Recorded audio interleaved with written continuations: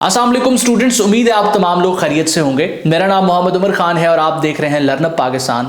आज के इस लेक्चर से हम एएसएफ एक्ट को स्टार्ट करने वाले हैं। एएसएफ एक्ट का ये हमारा पहला लेक्चर है। एएसएफ एक्ट 1975 को स्टार्ट करने से पहले मैं आप तमाम स्टूडेंट्स को बता दूं कि आपने प्रीवियस लेक्चर जो security measures to maintain law and order के हवाले से हमने अपलोड किया है उसको लाजमी देखना है।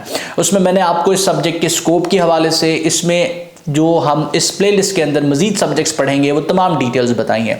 तो बगैर वक्त ज़ाया किए हम अपने लेक्चर को स्टार्ट करते हैं। और लेक्चर को स्टार्ट करते हुए वो तमाम कैंडिडेट्स जो या तो एएसएफ के लिए प्रिपेयर कर रहे हैं या इसके अलावा वो मिनिस्ट्री ऑफ डिफेंस या किसी भी वन पेपर एग्जाम के लिए प्रिपेयर कर रहे हैं, आप हमारी स्टूडेंट कम्युनिटी को ज्वाइन कर सकते हैं। स्टूडेंट कम्युनिटी को ज्वाइन करना बिल्कुल फ्री ऑफ कॉस्ट है। वहाँ प्रिपरेटरी मटीरियल और इसके साथ साथ अपडेट शेयर की जाती हैं। उस कम्युनिटी का लिंक आपको डिस्क्रिप्शन में मिल जाएगा। उस लिंक पर क्लिक करने के बाद आप कम्युनिटी ज्वाइन कर लीजिए या सिंपली इस नंबर पर एक व्हाट्सएप मैसेज कर दें ताकि आप हमारी टीम के साथ इन टच आ सकें और वन पेपर एग्जाम के हवाले से आपको कोई भी असिस्टेंस चाहिए हो आपको प्रोवाइड की जाए। बाकी अगर आप प्रिपरेटरी मटेरियल एक्सेस करना चाहते हैं तो इस वेबसाइट पर आप चले जाएंगे mcqs.learnerpakistan.com। इसका लिंक भी आपको डिस्क्रिप्शन में मिल जाएगा। ऑलराइट जी, हम एएसएफ एक्ट 1975 को स्टार्ट करने वाले हैं। Security measures to maintain law and order का 20 नंबर का जो सेक्शन आएगा, मोस्ट प्रोबेबली उस 20 में से आपके 10+ MCQs जो है वो एएसएफ के सेक्शन से सोर्स्ड होंगे। 10 भी हो सकते हैं, 10 से ज़्यादा भी हो सकते हैं और बाज़ दफ़ा एग्जामिनर पे डिपेंड करता है, इससे कम भी हो सकते हैं। इस वजह से हम security measures to maintain law and order के सेक्शन को कॉम्प्रिहेंसिव कवर करेंगे। तो एएसएफ एक्ट या कोई भी लॉ जब आप स्टार्ट करते हैं तो सबसे पहले वो कब जो है इन्फोर्स हुआ है इसके हवाले से डेट्स आप पढ़ते हैं और वो जो उस लॉ के अंदर मौजूद हो उसको आप पढ़ते हैं। तो यहाँ आपसे क्लियरली बताया जा रहा है, आपको सबसे पहले इसके लॉन्ग टाइटल से पहले, इसके प्रीएम्बल से पहले एक बेसिक इंफॉर्मेशन है कि पार्लियामेंट से पास होने के बाद कानून को प्रेसिडेंट की तरफ से असेंट मिली है 13 दिसंबर 1975 को और उसके बाद जो है ये पब्लिश हो चुका है। तो सबसे पहले तो आपने देखना है कि ये 1975 का एक्ट नंबर कौन सा है। ये बेसिक इंफॉर्मेशन है, अगर आप इसको स्किप करना चाहें कर सकते हैं, लेकिन अगर आप अच्छी तैयारी कर रहे हैं तो हर चीज को आपने फोकस करना है। तो ये एक्ट नंबर 77 है। ये एक्ट नंबर 77 है ऑफ 1975, यानी कि 1975 में इससे पहले 76 कानून पास हो चुके थे। 77वें नंबर पर इसको प्रेसिडेंट से जो है वो असेंट मिली है। उसके बाद आप इसका लॉन्ग टाइटल देखेंगे। आप जब भी कोई लॉ पढ़ते हैं तो सबसे पहला सेक्शन होता है short title, extent and commencement, लेकिन उससे पहले आपको उसका लॉन्ग टाइटल मिलता है। हम सेक्शन 1 में देखते हैं ये शॉर्ट टाइटल है, तो फिर लॉन्ग टाइटल कौन सा हो? तो लॉन्ग टाइटल ये है, an act to provide for the constitution and regulation of airport security force. तो ये एक ऐसा कानून है जिसके ताबे एएसएफ कॉन्स्टिट्यूट हुई है और इसी कानून के ताबे एएसएफ रेगुलेट होगी। ये जो है वो इसका लॉन्ग टाइटल है। उसके बाद हम इसके प्रीएम्बल की तरफ बढ़ते हैं। अब प्रीएम्बल जो होता है वो आपको पर्पस ऑफ द लॉ बताता है। प्रीएम्बल को आपने समझ लेना है, क्योंकि जब एमसीक्यूज आपसे पूछे जाते हैं, अगर आपके पास कंसेप्ट होगा तो ही आप मल्टीपल चॉइस क्वेश्चंस को सॉल्व कर सकेंगे। So whereas it is expedient to provide for the constitution and regulation of airport security force for ensuring security of all aerodomes, airports, aircraft and civil aviation installations and for maintenance of law and order therein for the matters connected therewith or ancillary thereto, it is hereby enacted as follows। तो बता रहा है कि जब भी आपका ये purpose है कि आप, अब एक्सपीडिएंट कहते हैं कि आप कोई भी ऐसा मेजर लें जिससे आपने एक सर्टेन गोल अचीव करना हो। तो जब आप एक मेजर लें जिससे आपने गोल अचीव करना हो और आपका गोल क्या है कि आप एएसएफ को कॉन्स्टिट्यूट करें, उसको रेगुलेट करें और साथ साथ जो एरोडोम्स हैं, अब एरोडोम्स क्या होते हैं हम डिस्कस करेंगे, साथ साथ एयरपोर्ट्स जो हैं, एयरक्राफ्ट जो हैं और सिविल एविएशन इंस्टॉलेशंस जो हैं उनको आप उसके हवाले से उनकी रेगुलेशन करें और वहाँ पर जो लॉ एंड ऑर्डर की सिचुएशन है उसको मेंटेन करें। इससे कनेक्टेड मैटर्स को के हवाले से जो है वो अपनी रेगुलेशन बनाए। तो ये कानून जो है नाफिजुल अमल इस पर्पज़ के लिए आ रहा है। अब ये सिर्फ आपको ओवरव्यू होना चाहिए, पता होना चाहिए कि प्रीएम्बल में क्या लिखा है। अब हम चलते हैं मेन लॉ की तरफ। चैप्टर नंबर 1 हम आज डिस्कस करने वाले हैं। सबसे पहला section short title, extent and commencement है। बहुत ही बेसिक है। इसमें सबसे पहले आपको शॉर्ट टाइटल बता रहा है कि शॉर्ट टाइटल इस कानून का क्या है। एयरपोर्ट सिक्योरिटी फोर्स एक्ट 1975 इसका शॉर्ट टाइटल है। अब उसके बाद बात करते हैं हम एक्सटेंट की कि ये कहां तक एक्सटेंडेड है, ये किस चीज के ऊपर नाफिजुल अमल है। अब अक्सर औकात मुख्तलिफ कवानीन में लिखा होता है कि it extends to whole of the Pakistan. जो जनरल लॉज होते हैं उसमें होता है कि ये पूरे पाकिस्तान पर लागू है। पंजाब का लॉ है तो उसमें लिखा होगा कि पूरे पंजाब की टेरिटरी पर लागू है। लेकिन अब ये क्योंकि एक स्पेसिफिक सब्जेक्ट मैटर से रिलेटेड है तो उसके हवाले से एक्सप्लेनेशन और जो है ना मजीद वजाहत दी जा रही है कि ये एक्सटेंडेड है, ये नाफिजुल अमल है किस चीज के ऊपर, एरोड्रोम्स के ऊपर, एयरपोर्ट्स के ऊपर, उसके बाद सिविल एविएशन स्टेशंस के ऊपर, सेंटर्स के ऊपर और ऑफिसेज के ऊपर जो कि पाकिस्तान के अंदर हैं, जो कि पाकिस्तान के अंदर हैं। All Pakistan air services and activities related to civil aviation, और इसके अलावा तमाम की तमाम पाकिस्तान की एयर सर्विसेज एक्टिविटीज जो कि सिविल एविएशन से रिलेटेड हैं। इसको आपने गौर करके समझना है कि वो तमाम की तमाम एयर एक्टिविटीज जो सिविल एविएशन से रिलेटेड हैं, एएसएफ एक्ट 1975 सिर्फ उसके ऊपर एप्लीकेबल है। इसका मतलब वो तमाम की तमाम एयर एक्टिविटीज जो सिविल एविएशन से रिलेटेड नहीं है, ये कानून उसके ऊपर जो है वो नाफिजुल अमल नहीं है। उसके बाद एप्लीकेशन एंड कमेंसमेंट के हवाले से हम पढ़ते हैं कि it shall apply to all members and officers of the air force wherever they may be. तो जितने भी एएसएफ के ताबे मेंबर्स बनते हैं या ऑफिसर्स होते हैं वो कहीं पर भी हैं, पाकिस्तान में कहीं पर भी हैं या आउट ऑफ पाकिस्तान भी अगर डेपुटेशन पे कहीं भेजे गए हैं इस कानून के ताबे, तो ये कानून उनके ऊपर एप्लीकेबल होगा। ये वेयर एवर का जो वर्ड है ये इतना एक्सटेंडेड है। उसके बाद कमेंसमेंट की बात की जाए तो it shall come into force at once. तो जैसे ये कानून पास हुआ इमीडिएटली ये जो है वो इन इफेक्ट आ गया है। अब बढ़ते हैं हम सेक्शन 2 की तरफ, जो कि एक मोस्ट इंपॉर्टेंट सेक्शन समझा जाता है किसी भी कानून का। ये जो डेफिनेशंस आपको दी जा रही हैं ये कोई डिक्शनरी नहीं है जो जनरल यूज हो, ये इस कानून की डिक्शनरी है। अब फॉर एग्जांपल इस लॉ के अंदर अगर एक वर्ड यूज होता है एयरपोर्ट्स या वर्ड यूज होता है एरोड्रोम्स, तो इसका मतलब क्या होगा? क्या इसका मतलब जनरल होगा? एरोड्रोम से मुराद जो जनरल लिया जाता है क्या इससे मुराद वो होगा या इससे कुछ और मुराद लिया जाएगा? तो डेफिनेशन क्लॉज आपको बताती है कि ये जो वर्ड्स आपको हम बता रहे हैं इस जो है वो सेक्शन के अंदर, इस कानून में आगे अगर कहीं पर ये वर्ड यूज होगा तो इससे मुराद इस डेफिनेशन वाली डेफिनेशन होगी। तो सबसे पहले डेफिनेशन है एरोड्रोम्स की। अब एरोड्रोम्स की डेफिनेशन आप यहां देखेंगे तो ये वाकई आपको मुश्किल लगेगी क्योंकि ये लेयर्ड डेफिनेशन है, एक चीज दूसरे के साथ कनेक्टेड है, आपको चीजें मुश्किल करके बताई गई हैं तो आपके लिए चीजें आसान कर देते हैं। तो आपने इस डेफिनेशन को कुछ इस तरीके से देखना है ताकि आप इसको समझ सकें। तो एरोड्रोम्स के बारे में वो आपको बता रहा है कि एरोड्रोम्स क्या है। गौर से सुने, जो चीजें आपको बता रहा हूं समझना है तो रिपीट करें, होपफुली आपको समझ आ जाएगी। तो एरोड्रोम से मुराद वो कहता है कि एरोड्रोम्स जो हैं वो एरिया है, ये इलाका है। अब किस चीज का एरिया है? ये लैंड का एरिया भी हो सकता है, वाटर का एरिया भी हो सकता है। अच्छा, ये लैंड का एरिया और वाटर का एरिया जो है ये स्पेसिफिकली डिजाइन किया जाता है, या ये लैंड का एरिया या वाटर का एरिया स्पेसिफिकली इक्विप्ड होता है, या इसको बिल्कुल सेट अपार्ट कर दिया जाता है, इसको अलहदा कर दिया जाता है, या ये एरिया कॉमनली यूज हो रहा होता है, या ये एरिया इसके हवाले से एक नियत होती है, इंटेंशन होती है कि ये यूज किया जाएगा।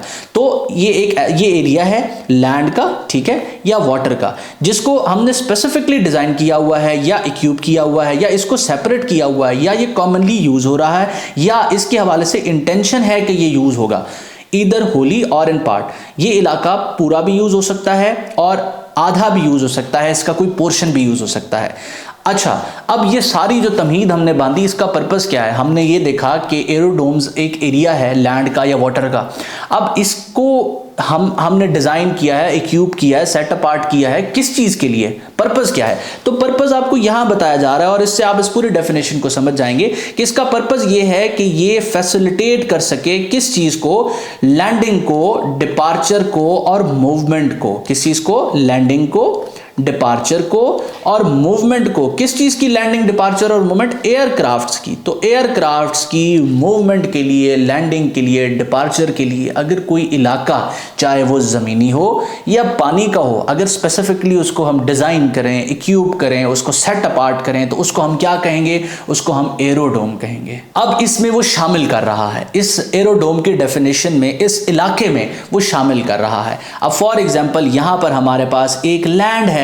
अब ये लैंड स्पेसिफिकली डिजाइंड है, इक्विप्ड है कि यहां पर एयरक्राफ्ट्स उतरेंगे, यहां से एयरक्राफ्ट जो है वो टेक ऑफ करेंगे। अच्छा, अब इसके अंदर वो इंक्लूड कर रहा है कि अगर इस पर कोई बिल्डिंग बनी हुई है, अगर इस पर कोई बिल्डिंग बनी हुई है, कोई शेड बना हुआ है, यहाँ पर कोई वेजल्स हैं, यहाँ पर कोई पेयर्स हैं, कोई इंस्टॉलेशंस हैं, कोई इक्विपमेंट्स हैं, तो वो भी एरोडोम्स की डेफिनेशन में आ जाएंगे, वो कवर हो जाएंगे उस डेफिनेशन के अंदर। अब पेयर्स से क्या मुराद है? यहाँ पर पेयर्स से मुराद है कि एक लॉन्ग नैरो स्ट्रिप होती है जो बेसिकली टर्मिनल को एयरपोर्ट्स के साथ कनेक्ट करती है। एक जो है वो तंग रास्ता होता है जहाँ से पैसेंजर्स जो है टर्मिनल से एयरपोर्ट पार्किंग की तरफ जाते हैं और वहाँ से जो है जो एयरक्राफ्ट है उसके अंदर सवार हो जाते हैं। तो अब वो आपको बता रहा है कि एरोडोम्स जो है उसके अंदर ये चीज़ें इंक्लूडेड हैं, और इसके अलावा कोई भी स्ट्रक्चर जो अगर उसके साथ कनेक्टेड है तो वो भी एरोडोम्स के डेफिनेशन में उसने इंक्लूड कर दिया है।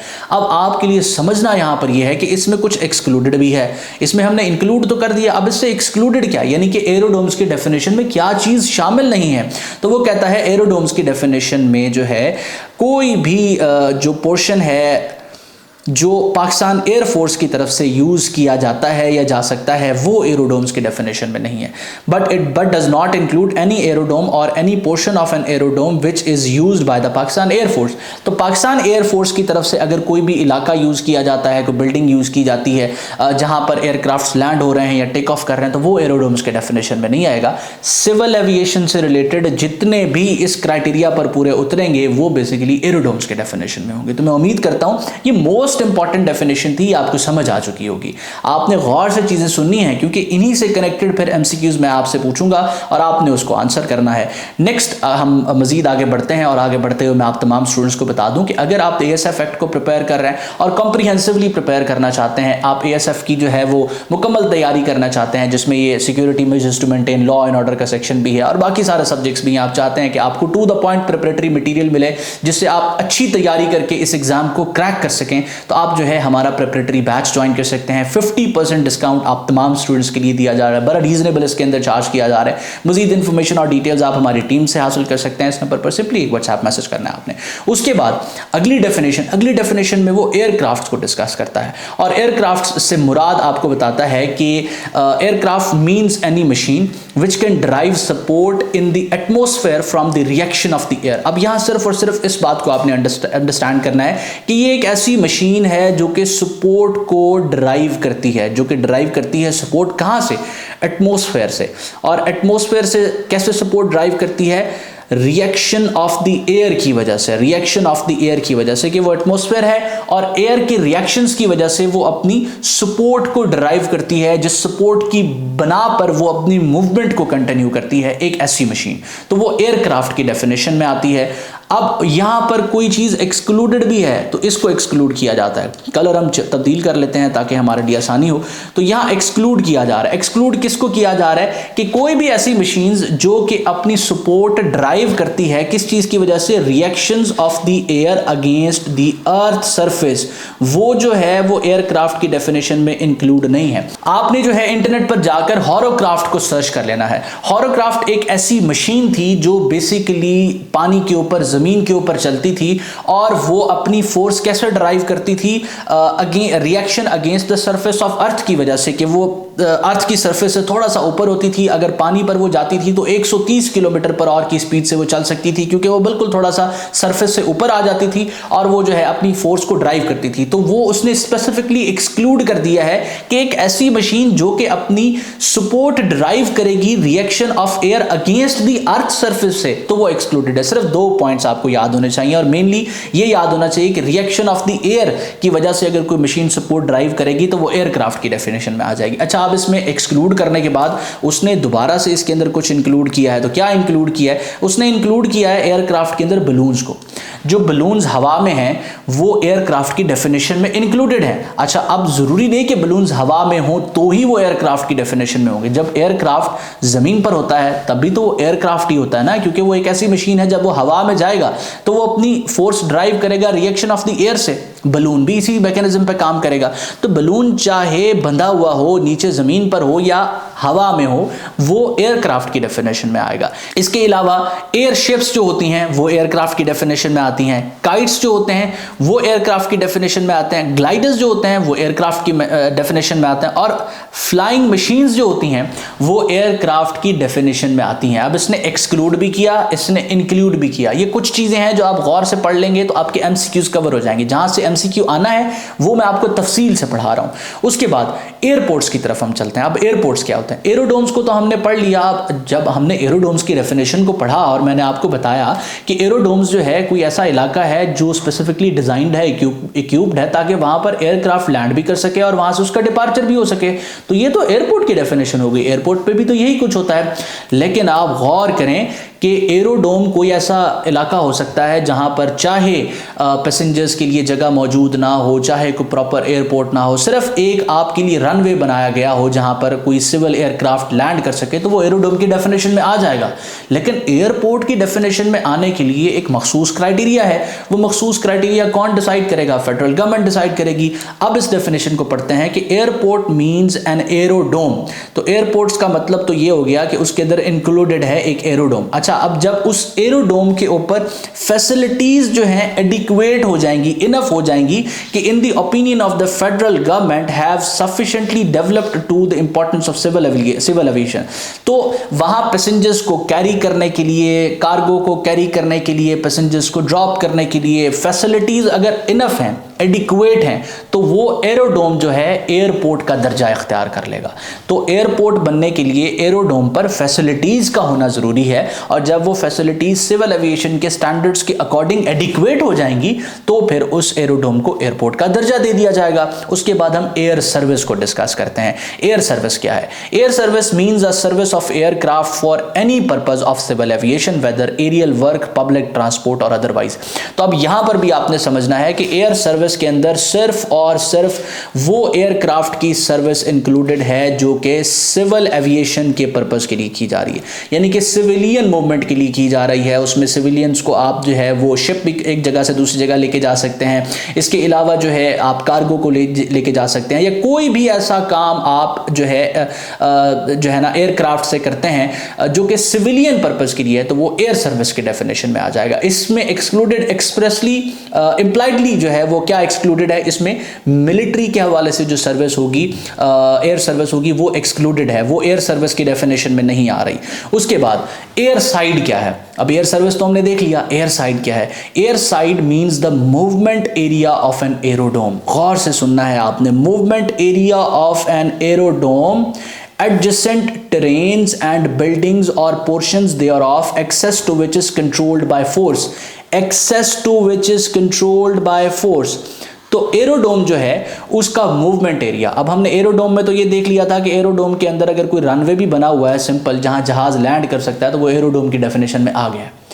अब अगर एरोडोम, अगर हम एयर साइड की बात करें तो वो इंक्लूड कर रहा है कि एरोडोम का मूवमेंट एरिया, सबसे पहले एरोडोम का मूवमेंट एरिया से मुराद कि यहाँ रनवे बना हुआ है, इसके साथ कोई मुख्तलिफ जो है वो ज़मीन पड़ी हुई है, तो वो एरोडोम का मूवमेंट एरिया है। इसके अलावा कोई भी बिल्डिंग जो यहाँ पर बनी हुई है इस एरोडोम की सपोर्ट में, इससे कनेक्टेड है, तो वो भी जो है वो एयर साइड की डेफिनेशन में आ जाएगी। अच्छा, सबसे इंपॉर्टेंट बात है कि अगर इसकी मूवमेंट कंट्रोल्ड है एयरफोर्स की तरफ से, एएसएफ की तरफ से, एयरपोर्ट सिक्योरिटी फोर्स की तरफ से, तो एएसएफ की तरफ से जिस इलाके की, जिस एरिया की मूवमेंट कंट्रोल्ड होगी उसको हम क्या कहेंगे? उसको हम एयर साइड कहेंगे।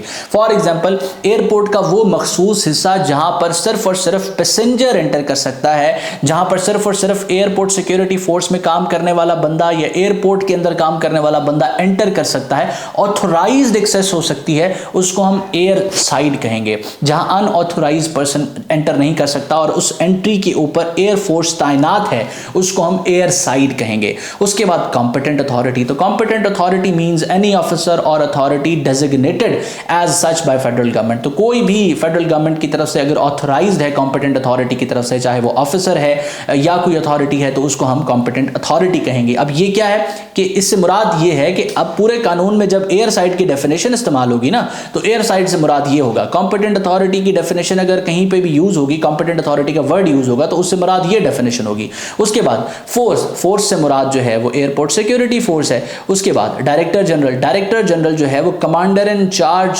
ऑफ द फोर्स है। उसके बाद मेंबर कौन है? मेंबर जो है कोई भी पर्सन है या ऑफिसर है who is appointed by the force and has signed an affirmation in the form set out in the first schedule. तो कोई भी पर्सन या ऑफिसर जो कि अपॉइंटेड है और उसने फर्स्ट स्केड्यूल में जो फॉर्म है उसको साइन किया हुआ है। फर्स्ट स्केड्यूल किसका? इस कानून का। इस कानून के बिल्कुल लास्ट में जाएंगे, फर्स्ट स्केड्यूल आपको मिल जाएगा। तो कोई भी बंदा या ऑफिसर जिसने फर्स्ट स्केड्यूल को साइन किया हुआ है, एज अ मेंबर अपॉइंटेड है, तो उसको हम मेंबर कहेंगे। इसी तरीके से ऑफिसर, कोई भी पर्सन अगर जो है अपॉइंट किया गया है एएसएफ की तरफ से और उसने फर्स्ट स्केड्यूल को साइन किया हुआ है, तो वो जो है वो ऑफिसर कहलाएगा। देन ऑपरेटर कौन है? ऑपरेटर का मतलब है कोई भी ऐसा पर्सन या कोई भी ऐसी ऑर्गेनाइजेशन या एंटरप्राइज जो कि एंगेज्ड है कि एयरक्राफ्ट के ऑपरेशंस को मैनेज करे या वो ऑफर कर रहा है कि वो जो है एयरक्राफ्ट के ऑपरेशंस को मैनेज करेगा, तो वो ऑपरेटर की डेफिनेशन में आएगा। उसके बाद प्रिस्क्राइब्ड से मुराद है कि प्रिस्क्राइब्ड बाय रूल्स और रेगुलेशन। इस कानून के ताबे जो रूल्स एंड रेगुलेशंस बनाए गए हैं उसकी यहां बात की जा रही है। उसके बाद purpose of civil aviation include all purposes connected with the civil aviation and with air navigation except purpose of defense by air। अब purpose of civil aviation की बात की जा रही है कि for the purpose of civil aviation का word जहां यूज किया जाता है तो उससे क्या मुराद है? उससे मुराद यह है कि उसके अंदर डिफेंस बाय एयर इंक्लूडेड नहीं होगा। जब आपकी आर्मी आपको एयर के थ्रू डिफेंड करेगी तो वो जो है पर्पस ऑफ सिविल एविएशन में इंक्लूडेड नहीं होगा। बाकी तमाम के तमाम मैटर्स जो कि सिविल एविएशन से रिलेट करते हैं या एयर नेविगेशन से रिलेट करते हैं वो सिविल एविएशन के डेफिनेशन में आ जाएंगे। Regulation means regulation made under this act, rules means rule made under this act. अब ये वो डेफिनेशन क्लॉज है जो सेक्शन 2 में आपको बताई गई है। नेक्स्ट लेक्चर में हम चैप्टर 3 को डिस्कस करेंगे, सेक्शन 3 से स्टार्ट करेंगे। मैं उम्मीद करता हूं ये लेक्चर आपके लिए हेल्पफुल रहा है। अगर आपको ये लेक्चर पसंद आया है और हम जिस तरीके से स्टूडेंट्स को फैसिलिटेट करने की इंटेंशन से लेक्चर्स अपलोड कर रहे हैं आप उससे मुस्तफीद हो रहे हैं, तो आपने लर्न पाकिस्तान को सब्सक्राइब करना है। इस कम्युनिटी को अगर आप पे बैक करना चाहते हैं तो इन लेक्चर्स को और इन वीडियोस को उन तमाम ग्रुप्स में उन तमाम स्टूडेंट्स के साथ शेयर करें जो कि तैयारी के हवाले से कंफ्यूज हैं, जो किसी रिसोर्स पर रिलाई करना चाहते हैं, ताकि वो इनसे मुस्तफीद हो सकें। हमारा मिशन ये है कि तमाम की तमाम जो सिलेबस है वो आपको फ्री ऑफ कॉस्ट यहाँ यूट्यूब चैनल पर कवर करवाया जाए। मैं उम्मीद करता हूँ ये लेक्चर आपके लिए हेल्पफुल रहा। अपना बहुत सारा ख्याल रखिएगा, दुआ में मुझे और मेरी टीम को जरूर याद रखिएगा। अल्लाह हाफ़िज़।